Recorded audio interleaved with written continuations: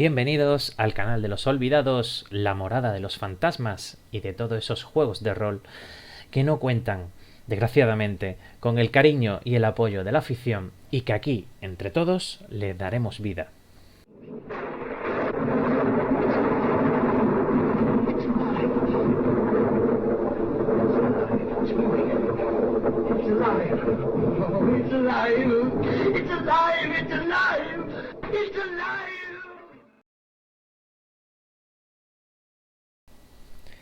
Y esta imagen que acabamos de ver, desgraciadamente, fue lo que quedó de la grabación que hicimos hace unos días de la tercera parte del Precio de la Venganza.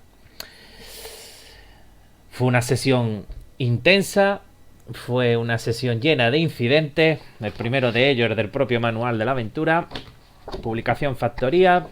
Se fueron las pastas en mitad de la partida. Y lo peor de todo, cometimos un error, tal vez de novatos, no sé. El caso es que fueron 3 horas de intenso rol, grabados del tirón en un único archivo, y que al compilarlo y con el OpenShop e introducirle la nueva intro del canal que acabáis de ver, pues el proceso se vino abajo, se quedó bloqueado y el archivo, el caso es que se corrompió. Sí. Pues bueno, ¿qué vamos a hacerle? Así que bueno, he decidido realizar un pequeño resumen de los hechos acontecidos en esta tercera parte de la historia.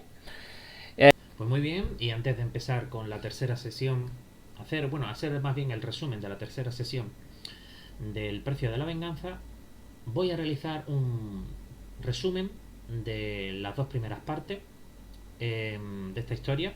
Historia que recuerdo que, bueno, como habéis visto antes, es una historia oficial incluida en el módulo del Expreso de Medianoche y que tiene como protagonista a este tren fantasmal, que es el más importante dentro de la ambientación del juego, y que la acción comenzó con los personajes jugadores viajando en el tren desde Atlanta hasta Nueva Orleans y conociendo a un personaje bastante pintoresco que les puso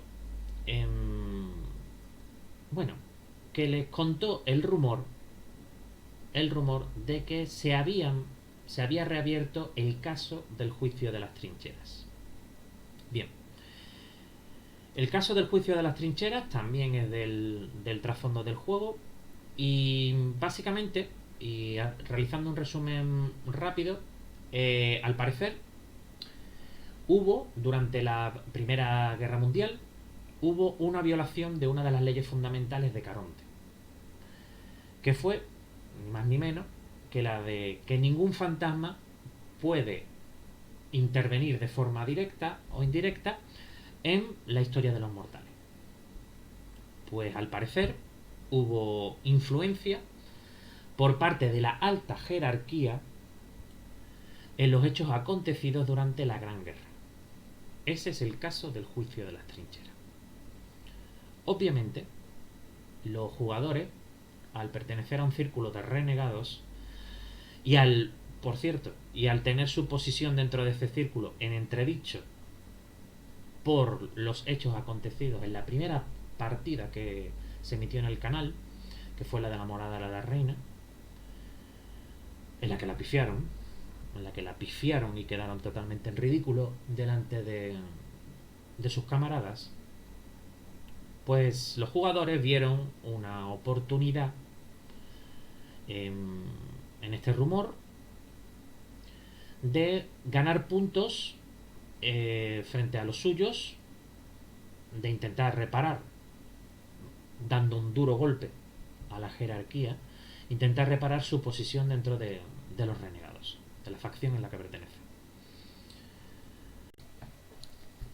Los jugadores aceptaron el encargo de este informador, de nombre Tommy O'Hallahan, y el encargo básicamente consistía en viajar hasta Viena con el objetivo de subir, asegurarse que el grupo subía el 15 de mayo en el expreso de medianoche porque solo ese día al tren se le enganchan unos vagones que pertenecen a un tren de la Primera Guerra Mundial que transportaba tropas desde Austria, desde Viena concretamente, hasta Frankfurt. Voy a hacer una pequeña explicación sobre el expreso de medianoche.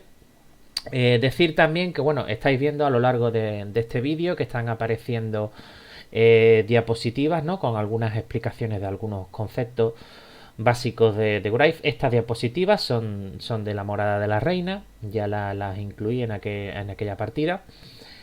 Y creo, si hay un buen feedback por parte de este vídeo, y he considerado conveniente de que tal vez hacer una serie de vídeos explicativos de la ambientación de Grave el Olvido. Pues bien, es importante que entendamos qué es el expreso de medianoche, ¿vale? El expreso de medianoche es un tren fantasma construido con vagones de los trenes que han sufrido tragedias a lo largo de la historia desde que se inventó el ferrocarril. Es un tren que tú te puedes subir a él y puedes estar en un vagón victoriano, en un vagón moderno, en uno de la Primera Guerra Mundial. Y su gran peculiaridad, y por eso es utilizado como sistema de transporte a lo largo de la Tierra de las Sombras, es que el expreso aparece a las 12 en punto de la madrugada en todas las estaciones de las ciudades más importantes del planeta. Entonces, la gracia del tren es que tú puedes subirte en la costa este de los Estados Unidos a las 12 en punto y aparecer pocas horas después, a medida que van dando las 12 en punto en otros lugares del planeta, puedes aparecer en otra estación. Es un medio de transporte seguro a través de la tempestad y muy rápido si vas a favor, claro está, de la rotación terrestre. También tiene eso en cuanto a lo que es el medio de transporte en sí y de qué están compuestos los diferentes vagones. La otra particularidad es que a efectos de políticos y dentro de las tres grandes facciones que gobiernan la sociedad fantasmal definida en Grave el Olvido, a efectos políticos el expreso de medianoche se considera un lugar neutral dentro de las tres facciones. Si pudiésemos realizar un símil con otros juegos de mundos de tinieblas, yo a veces a algunos de mis jugadores le digo que se imaginen que están como en el Eliseo de Vampiro, ¿no? Un lugar en el que no puede haber ningún tipo de agresión, ningún tipo de detención por parte de legionarios jerarcas sobre renegados, miembros de círculos renegados. Es un lugar neutral. Pues bien, los jugadores en las primeras partidas aceptaron el encargo de Tommy O'Hallahan de viajar hasta Viena, de conseguir las pruebas que pudiesen incriminar a la alta jerarquía dentro del juicio de las trincheras, y el 15 de mayo, como he comentado antes, tendrían que subirse al expreso de medianoche para asegurarse que estaban en el momento justo en el que esos tres vagones fantasmales que solo se enganchan al tren esa noche pues estuviesen allí. A finales de la segunda sesión si mal no recuerdo, al final de la segunda sesión, los jugadores llegaron 2 días antes, ¿vale? Llegaron el 13 de mayo e iban a aprovechar esos 2 días para recopilar información, porque habían conocido a unos personajes también interesados en este caso, en ese rumor que se extendía por todo el tren. Conocieron, recordemos, a esa lady del siglo XIX, a ese varón tan pintoresco que anhelaba esos días en los que se hartaba de comer y de degustar buenos platos y de beber buen vino. Y llegaron a Viena y usaron hasta el día 15 para recopilar más datos a título informativo, como por ejemplo que el tren, a los vagones concretamente que se enganchan al expreso de medianoche esa noche, pertenecían a un tren militar que, como comentaba antes, iba de Viena a Frankfurt, que nunca llegó a su destino.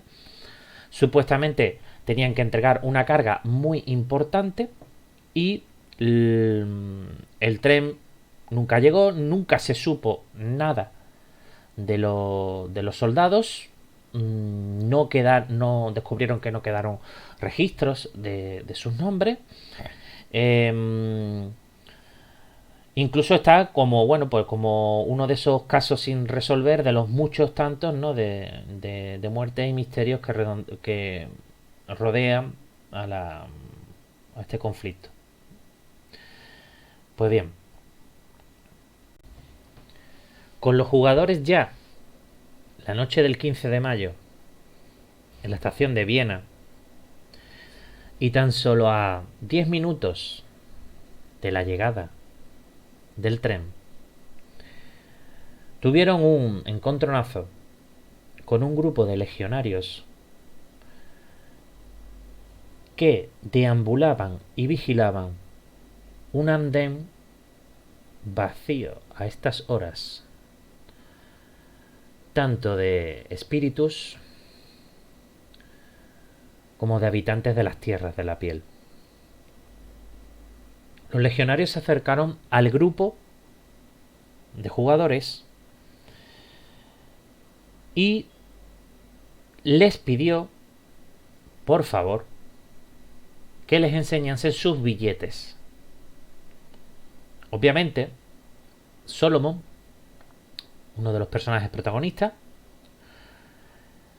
se sintió completamente agredido. Él tiene mucho conocimiento sobre cómo funcionan las cosas en el mundo subterráneo.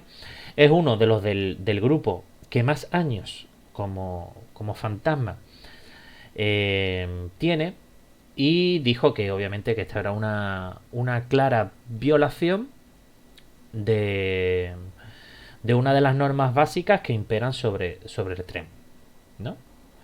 Que es un poco el anonimato y de los viajeros que usan este medio de transporte.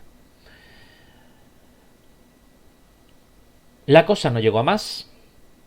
Los humos se calmaron y entró, a tan solo 2 minutos de que el tren apareciese, entró una larga figura, muy, muy larga y muy, muy delgada. Claramente estaba moliada, con una larga capucha negra y unas cadenas. Se acercó al grupo de legionarios y le entregó un papel, una especie de licencia. Entonces llegó las 12 en punto. Como cada noche, un Nil, un paso desde la tempestad, ese plano alternativo en el gobernado por una eterna tormenta. Un portal se abrió y el tren apareció raudo y veloz. Y el vagón Victoria, un vagón victoriano, fue el que se abrió en el andén de la estación de Viena. Tanto hacia cola como hacia cabecera del tren, la infinidad de vagones que transporta el expreso hace que la imagen de ese tren fantasma se borre, se pierda a la vista. El vagón, que a las 12 en punto abrió en Viena, el vagón Victoria, dio paso para que Stigwell, uno de los barqueros que se encarga de mantener el orden y controla a los pasajeros del tren, les dio paso tanto al grupo de legionarios que se subió como al grupo de jugadores y esta extraña figura muy alta y encadenada. En el vagón Victoria y también en el vagón restaurante, los jugadores sabían que el tren en esta noche hacía una parada especial a las 12:30, en mitad de la tempestad, donde se le engancharían estos vagones, uno de ellos el Mayet, otro el Vellocinio de Oro. Se engancharían estos vagones a eso de las 12:30. Se dieron rápidamente cuenta de que esto precisamente no era del agrado de aquellos ya que conocían la historia o de otros viajeros que ya se habían topado con esta situación anteriormente, y se dieron cuenta que a medida que se aproximaba a las 12:30, los últimos vagones se iban despoblando. Los allí presentes en el vagón restaurante decidían irse más hacia cabecera, hasta tal punto de que el último vagón, un vagón moderno con señales en sus paredes de haber sufrido un fuerte incendio, todavía las siluetas de los viajeros que allí perdieron la vida estaban marcadas en los asientos, se quedó sin un alma. Los jugadores, que para eso habían venido, para jugar, fueron en dirección contraria hacia el resto de viajeros del tren y se colocaron en este vagón, dándose cuenta de que la larga figura encadenada le seguía sus pasos. De pronto, a las 12:30, el tren bajó su ritmo, su velocidad, y en ese momento una multitud de cuerpos, muchos de ellos desmembrados, empezaron a golpear los cristales y las paredes de este último vagón del expreso. Desde afuera se escuchaban gritos de socorro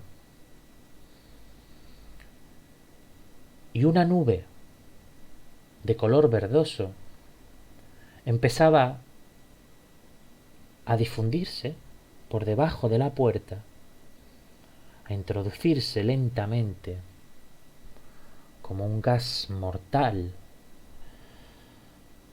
en este último vagón. La figura encadenada permanecía quieta, observando a los jugadores. Ellos al principio no supieron cómo reaccionar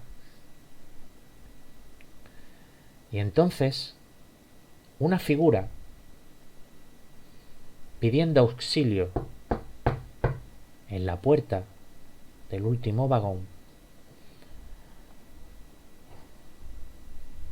dando golpes. El heraldo del grupo, Michael, no pudo evitar su pasión por ayudar a los demás y cometió lo que después se averiguó que era un error. Cometió el error de abrir la puerta y dejar entrar a un espectro de los tantos que simulaban pedir auxilio y ayuda y que golpeaban los cristales. Dejó entrar a un espectro de la categoría de Doppelganger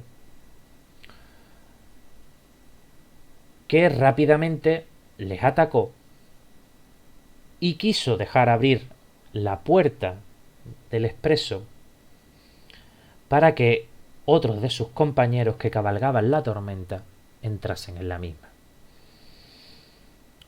Una escena de terror y acción dio paso, los jugadores tomaron posiciones, no tuvieron muy buena fortuna con los dados y la larga figura que portaba cadenas dejó ver su rostro,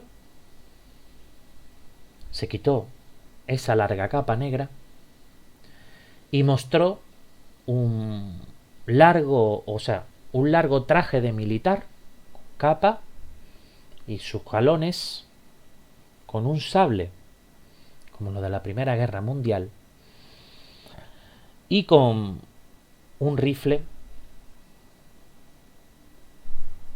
oculto en esta larga capa, en esta larga carcasa y estilizada carcasa que se había fabricado presumiblemente con el arte de Molière, o que le habrían fabricado. Entre los jugadores y esta figura consiguieron repeler al espectro que entró. Algunos de ellos sí sufrieron un daño considerable. No hubo mucha fortuna para los jugadores ese día con los dados. Y evitaron que otros espectros entraran. De pronto los espectros se marcharon. Cuando ya los vagones que esperaba recibir el expreso finalmente se engancharon. De pronto esa nube tóxica cesó y la larga figura pasó al primer vagón que se había enganchado en la cola, cuyo nombre era el Vellocino de Oro.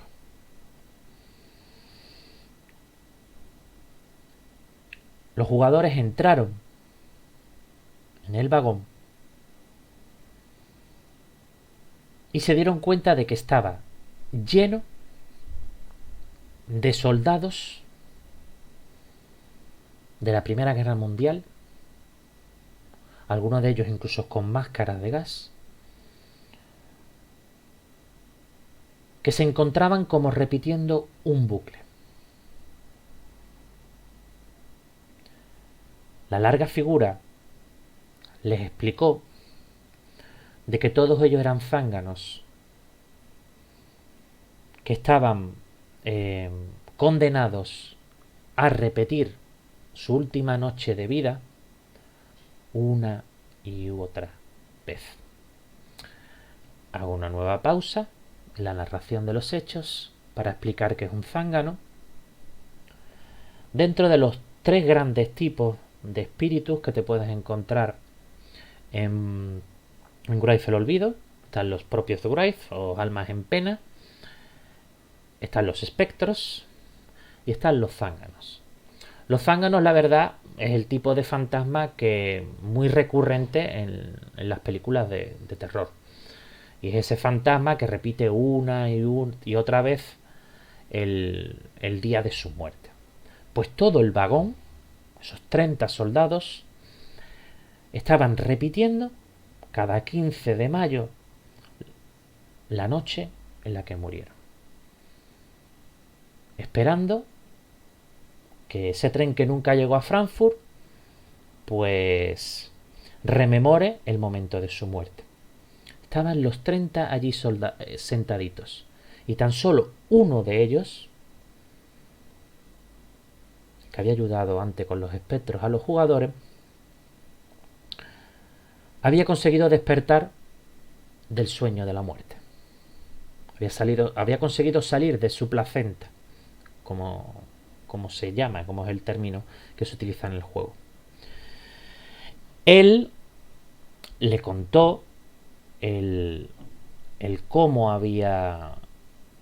el tren en un momento se vio rodeado de gas, vio morir mientras él intentaba avisar a sus superiores, escapar. Le contó el caos que aquella noche se dio en el tren, y que estaba esperando que algo o alguien sirviese de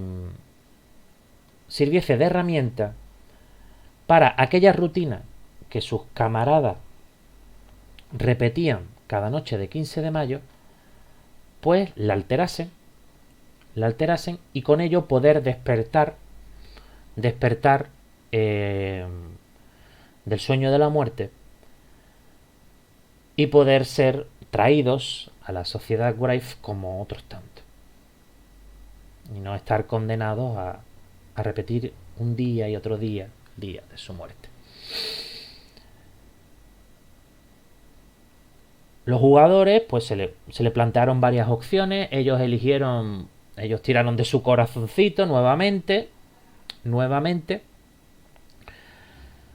Cabe decir también, ya que estamos, voy a hacer también unas pequeñas explicaciones, ¿no?, de las posibles alternativas.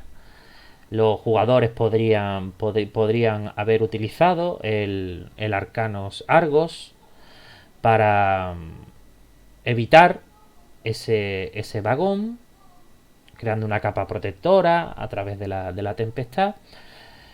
Podrían haber tomado diferentes opciones, e incluso a la hora de cuando decidieron ayudar a este personaje a despertar a sus compañeros, podrían incluso haber utilizado las artes de Nemos para actuar directamente sobre la mente de estos zánganos, ¿no? No fue así. Decidieron utilizar las artes de lamento para crear una emoción, evocar unas emociones muy fuertes que cambiasen, crearan en aquella rutina, introdujesen un nuevo elemento que despertase a todos estos zánganos. Se les fue de las manos y la partida se quedó justo en el momento en el que los 30 zánganos despertaron, y al ver a los personajes con esas extrañas vestimentas y a esa larga figura, sacaron sus rifles, y los 30 soldados le pidieron que se bajara del bajo, apuntándole violentamente. Justo ahí se quedó la escena. Y bueno, quisiera terminar este resumen de la tercera sesión del Precio de la Venganza comentando que, bueno, he dejado en la caja de información del vídeo un enlace permanente al servidor de Océano Rolero, a mi servidor en Discord, y comentar que a esta sesión a esta historia de Grave, que ya habéis visto cómo ha terminado, cómo ha quedado, no sé muy bien cómo saldrán los personajes de allí. No le queda más de una sesión, tanto en el mejor de los casos como en el peor, no le queda más de una sesión. Y tengo pensado, y ahí es donde el interés de este enlace a Discord, tengo pensado en realizar una partida para Grave el Olvido para iniciados, ¿vale? Para novatos, para gente que tenga interés en conocer esta ambientación y quieran apuntarse. Voy a utilizar el módulo de los resucitados. Un momentito. El módulo. Este módulo, el módulo de los resucitados, es un módulo que he utilizado en varias jornadas de eventos y que lo considero como una primera aproximación al mundo de Grave el Olvido, bastante acertada, ¿vale? En los resucitados los jugadores no interpretan el papel de un fantasma propiamente dicho, como en esta aventura, sino precisamente, como su propio nombre indica, un resucitado, ¿vale? ¿Y qué es un resucitado? Vale, cualquiera que haya visto la película del Cuervo sabe perfectamente que es un resucitado. Pues lo dicho, si estáis interesados, apuntaros a Discord. Si os ha gustado este vídeo, darle a me gusta. Y seguiremos en contacto. Y veremos a ver en la cuarta parte del precio de la venganza cómo salen los jugadores del enredo en el que se han metido.